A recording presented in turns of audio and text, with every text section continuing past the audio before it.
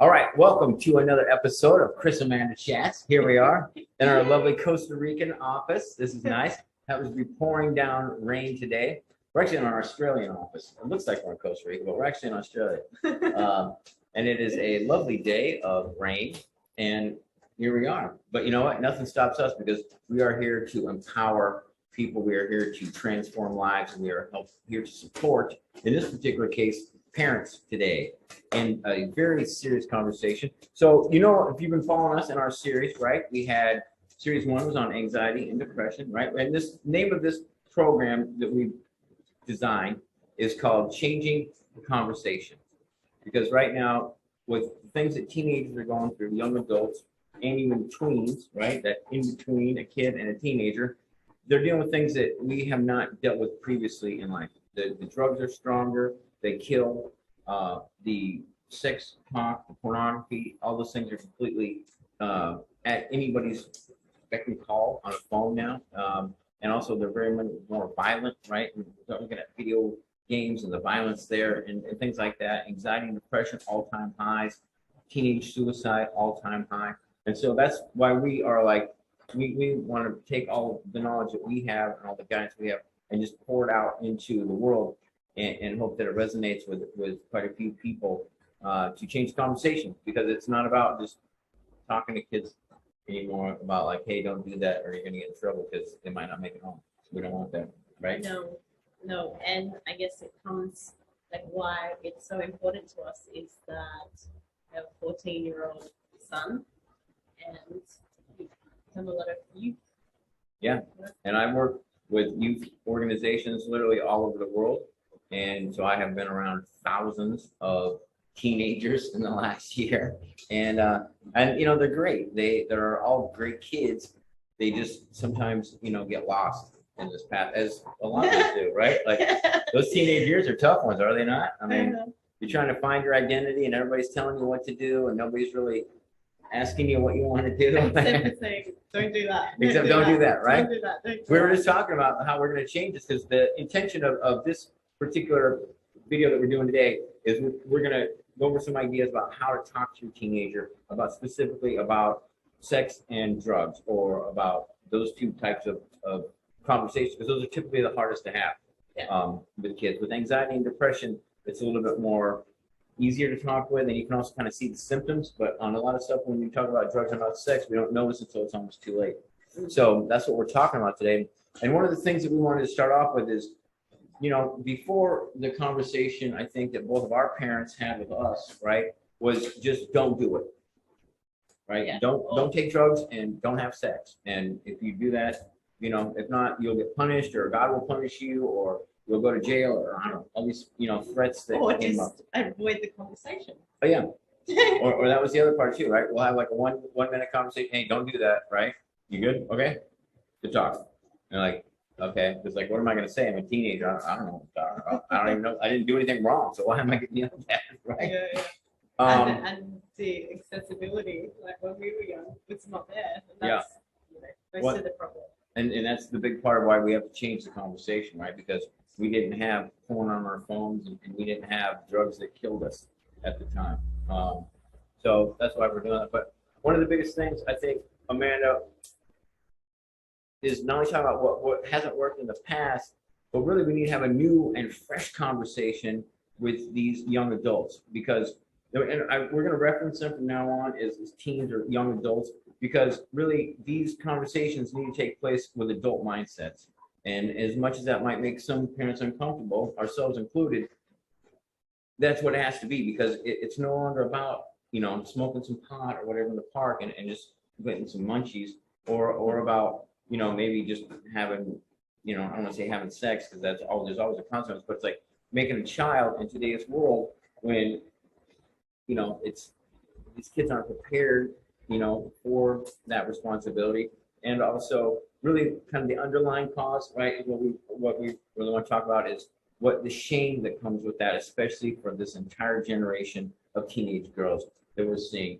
You know, because lots of teenage boys now, right, like they watch pornography, that's their sex education, and then they try to replicate what they see in these videos with these young girls, and it's Sex is already traumatic enough even if you're in a loving relationship, for the first time, or where you get used to that. But if you're at a party and all of a sudden pornography type sex is being replicated on you in a dark room and there's other people around you or people are filming it, like you don't recover from that shame. Yeah, or the girl like not conforming to like what the video is on. Yeah, right. I had a conversation with a teacher just last week, and she said that she was talking with a 15-year-old girl, right? And at 15-year-old, and she was explaining to her, like, kind of like what we were talking about, because I had just spoken at this high school. And she said, I went to this girl and I said, hey, listen, you don't have to do those things, right? Because this girl was in a lot of trouble. And she had a pregnancy scare and this and that. And she's like, why? And she goes, well, because we have to compete against porn stars now, right? 15-year-old girl saying they have to compete at 15 years old against porn stars because that's what boys want. And if you want to be a girlfriend or if you want to do that, that's cool. Yeah, if you want to be cool, then you have to perform these acts. And so that's really, today what we're going over in this conversation is not just educating people, but just an invitation for parents to like, wow, okay, Chris, I did not know. Thank you for letting us know. Like we thought it was just, kids being kids. It's no longer kids being kids. It's kids being adults in their actions, but still being little kids in their mindset, right? So we have quite a dilemma. One of the things that we really discussed, I think, is key, and we were talking about that because besides the 14-year-old, we also have four-year-old. And one of the things that we notice that even what we do is that we praise the 4-year-old constantly, no matter what he does, to kind of increase his self-esteem. And yet we tell the 14-year-old everything he does is wrong. And it's not that we're being mean, it's just that we don't want him to go down the wrong path, right? Like parents can understand. People, whether you're a single parent or a couple parent, we've been there. Yeah, right. Like you get to that age and you're like, hey, listen, those grades, they need to come up, mister. Hey, you know what? You should know better. You should know better, right? Your room is a mess. What's the matter with you, right? Like clean up where you're getting grounded, right? We never say that to the 4-year-old, like, your room's a mess. All right, let's help you pick it up. Great. Oh, you're so creative, right? Look at all the toys you threw everywhere. You're so creative, right? Look at all this Lego disaster you created. So creative. Oh, we're so proud of you, right? And then the 14-year-old will be like, hey, tie your shoe. What do you want? Trip and fall, break your neck? You know what I mean? Like, he's like, sorry, I didn't know. You know what I mean? And so we really want to impart to you and invite you is to have the same conversation you have with your 4-year-old, with your 14-year-old, or however that looks, if you have kids or whatever that looks, but especially for your teenager. And really, yeah, right, be more intentional with encouragement. Because once again, the whole premise of this talk isn't that we're going to educate you about sex and drugs with the teenager. Just go to them and be like, hey, are you telling me the truth? Like in a menacing way. The thing is, we really want to establish the fact that, hey, we want to give you a little bit of trust. If you violate it, then there will be consequences. But at the same time, we have to give them a little bit of autonomy, right? A little bit more responsibility to make the right decisions. Because a few more years after they're teenagers, they're on their own anyway. And it's like, if you want to helicopter them and protect them all the way till they get to 18 and then just push them out of the nest, you can't do that, right? That's just as unsafe. We talked about it in our second video, if you've seen it, but there were 1,200 overdose deaths between the ages of 13 and 18 last year in the States. We didn't have anything for Australia, but we know that the 1 in 4 already has a drinking issue in Australia. So 25% in Australia have a drinking issue, but 1,200 students in America died from drug overdoses. But the crazy thing was that when you went to 19 to 23, 29,000 Americans died from the drug overdose. And to me, all that says one thing. A, we did not prepare those teenagers to go into college life with the same, like having that conversation about drugs and about alcohol or whatever that is. These were old drug overdose deaths, 29,000. There wasn't like these were accidents. You know what I mean? A lot of these weren't, and that just means that these kids who had been protected and whose parents thought they were maybe doing the right thing by not introducing this conversation, went to a place where nobody was having this conversation and they started to experiment and they died. We don't want that. We don't want that for you. We don't want that for us. We don't want that for anybody. So that's why we're changing this conversation. So that was one of the big things, right? It's like, let's encourage more. The other thing is really, we practice this, but we really need to watch how we talk about other teenagers. Yeah. Right? If you have a teen, you know, and you talk about their friends all the time in a negative way, or maybe a teenagers on a TV show or in a movie. Yeah, or asking them, who told you this? Like, is that your friend so and so? You know, like our negative perception of that friend. And I guess it can go one of two ways. They either not become friends with that person, or they just want to go their own way anyway, and then you don't have a chance of talking to them. So, you know, and that's the key point right there, babe, is that if you constantly nitpick other teenagers, right, exactly what you're saying, then they don't want to come to you if they have that problem, right? And we see this in a lot of different areas, but especially now with like the whole transgender thing that's come up, right? You know, this is a new thing for a lot of parents. They don't know how to deal with it, but it's like, you know, you want to know where your kid's at either way, right? You know, like just how they're feeling emotionally. And if we're constantly like saying like, oh, that kid's doing this wrong or that kid's doing that wrong, if they do that same thing or they have questions about that, they're afraid to ask you. And then they ask their friends, well, should I do this? And of course the friend's like, yeah, bro, go ahead. You know, like, no, that's the wrong answer, right? Or so then they go and find the answers on the internet. Yeah, or they look on the internet, which is even more dangerous. So that's the whole point of like why we have to be really more intentional about what we say about other teenagers. Whether we agree with it or not, that's a different conversation. But what we can't do is just pipe off or spout off about other people's children or about what we don't think is appropriate without explaining why to our kids, because we don't want them to be in that situation and then be afraid to come talk to us. Yeah. Right? Sure. One of the two other things that we want to talk about is trust.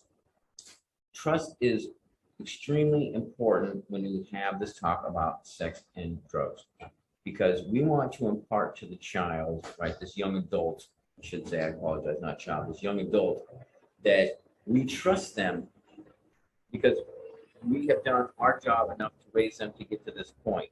And so in that aspect, we want to trust them and let them know we trust you, but also we want to let them know that they can trust us, right? Because a lot of the times they get put in these situations and they don't have anybody to turn to, right? And it could be peer pressure. They could be at a party. I mean, we go back to this whole thing. If they're at a party and things are going on that they don't approve of or that they're scared they're going to get pulled into, and they don't want to talk to you because the night before you're like, yeah, if my kid ever drinks, I'm going to slap him upside the head, right? Like they're not going to call you, and chances are they might actually partake in that action because they feel like they have nowhere to go, right? Yeah. And so you really want to, and I know a lot of parents are watching this like, Chris, we already do all that stuff.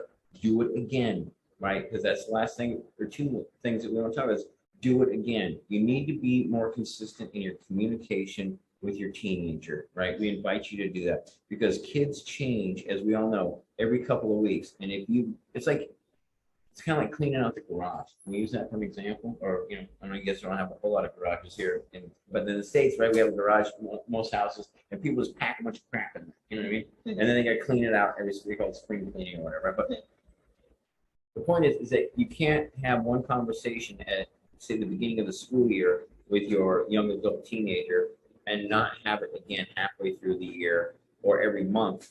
Because as they get older and as they, you know, they'll forget about what the conversation was as they're more around their friends. And you really have to be consistent in your, hey, how's everything going? Have you been feeling anxious? Have you been feeling depressed? Have you been engaging in any type of sexual activity? And yeah, is this fun? No. But it's better to have them say, well, yeah, I'm dating a girl and we've been kissing or we've been doing whatever. Okay. We understand, right? This is human. These are people being human, right? Sex is a human need, and that's just going to be part of life. But what we don't want is for them to keep going down this path and not think that you don't see what's going on or that you don't understand it, right? Yeah, and I think it's also important when we have this responsibility of having a young adult is setting a good example. You know, because if we are not setting that example, that's what they're learning. So, you know, it's still, even though from 0 to 7, that's when the little kids find their feet and find their way and create those emotional coping mechanisms, which Yeah. right, we talked about that. yeah, it's also, when they're older, if they still don't have a good role model, well, then, they're going to source someone else out that seems to know better. Yeah. And then if you add on to that you have no trust with your child, well, then it's just like, and nothing goes back to when we were children and there was no communication, there was no openness. It was just like, oh, you shouldn't do that, but you kind of wanted to try. Yeah. So they're just going to find other ways. And if we can't be open and honest with them, they will find someone else to be open and honest with. 100%. That's great. Now, the last thing, Amanda, I really want you to touch on this, if you wouldn't mind, please, is self-esteem. As a young woman, what advice do you have to the parents of young women about how to build positive self-esteem? Because it's so hard. I mean, it's hard to be a teenager, period, but especially, being a young girl these days, young woman, I should say, these days. Like, what are some things that you really feel would have helped you? Yeah, I think the positive role model in that, if we as parents can do more about our positive self-image rather than, and it could be coming back to this negative self-talk where we're not even aware of what we say sometimes. And like, your child is there or your young adult is there and you're in the mirror and you're like, oh, this doesn't look great. I don't like this. I look fat. Like, that's going straight into their self-esteem. It's like, well, if mom's saying this, well, surely that's how I look at myself as well. And then because it's prevalent, it's there. It's always everywhere. Yeah. there. But I guess when you're a teenager, you just think, well, I've got to be doing this because it looks cool, or it's everyone else is doing it. So we're really being encouraged to be individual. And I think that's the hardest thing, because when you're so influenced at that age. 100%. So again, just that positive reinforcement, positive encouragement. Like, hey, it's okay to be different. It's okay to wear different shoes to what your friends are wearing. And I think that may have helped a little, rather than getting, oh, well, my kid's wearing the biggest brand, right? And then it's like the competition, well, I have to do that. And then if you're not getting that, it's, well, my parents, like, I don't want to talk to my parents. I don't trust my parents. So they're just really encouraging of having that individualism. What about, and I know you really have dealt with this as well, but also being a personal trainer for so long, right? Like, how would you, what would some things you could give advice to young women about body shaming, right? Like what, from my perspective, when I go in, I talk to high schools, drugs and sex almost come second to bulimia and anorexia for young women, especially between the ages of like 13 to 16. It's almost like one, I think, or 3 out of every 4 have some experience around that.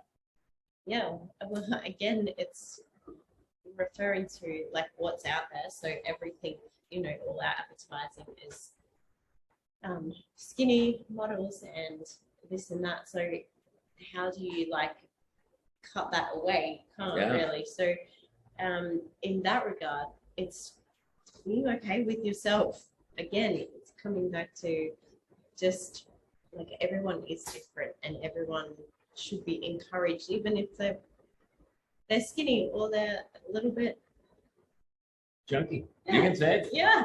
Like yeah. Nobody's perfect, right? That's the thing, right? Yeah, but I guess coming from a personal training thing, it's more about balance. Like, you can't just cut things out, because I know I did this. It was just like cut a whole heap of stuff out, calories or foods, just to, oh, well, then I'll get skinny.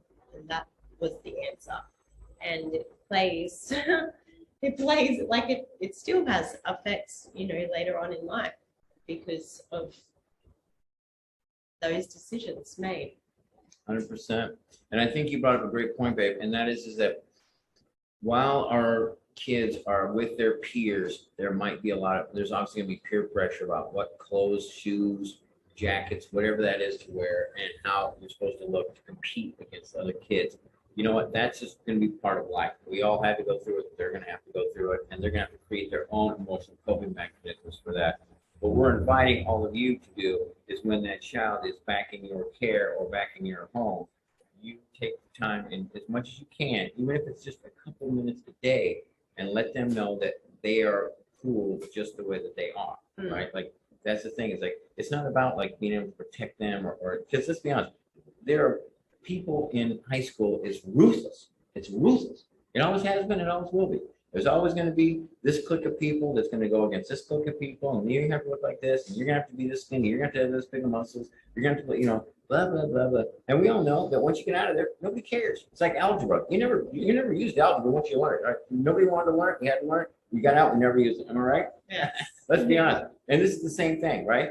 But it's like having that parent conversation, changing the conversation to checking in every week. Hey, how you doing?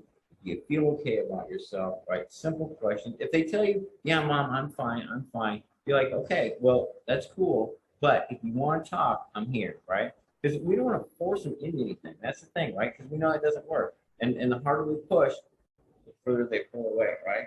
Yeah. And that's why we're changing the conversation, right? Like once again, we're not giving out old new parenting advice. That's not what we're doing. We are saying we need to change the conversation as a whole in the world with our teenagers and with our tweens, our young teenagers and our young adults, because what has worked or what hasn't worked in the past is now killing them. And it's also creating a whole generation of shame and guilt, and it's going to destroy their lives moving forward because of some acts they did when they were a kid and they didn't know any better, right? Yeah. And that's our main focus. Also, like, busyness comes in and then it's kind of put on the side because they're busy doing their own thing and parents are busy doing. Yeah. So 100%. It's like really trying to find that time where you can connect, even if it's at the dinner table or in the car, just having a conversation. So it doesn't necessarily have to be like, oh, at this time we're doing this, but just, the more conscious we are as parents, the more conscious they are as kids. Yeah. And we're asking you to step up your game, right? We're asking ourselves to step up our game. This is it. We're here for you. So anyway, this is our first part of this video. Next week, we're going to talk a little bit more about anxiety and depression and some great tools for parents to use for that. So that's what we have. If this video resonates, please share it. Please post something in the comments. Make sure you subscribe to our YouTube channel and also follow us on Instagram and Facebook. And if there's obviously anything we can do, please send us a message as well. Yeah, so it's at ChrisAmanda Worldwide Lifestyle. All of it. Yep. All right. Love to all of you. All right. We will see you again next week on ChrisAmandaChats. Take care. Bye.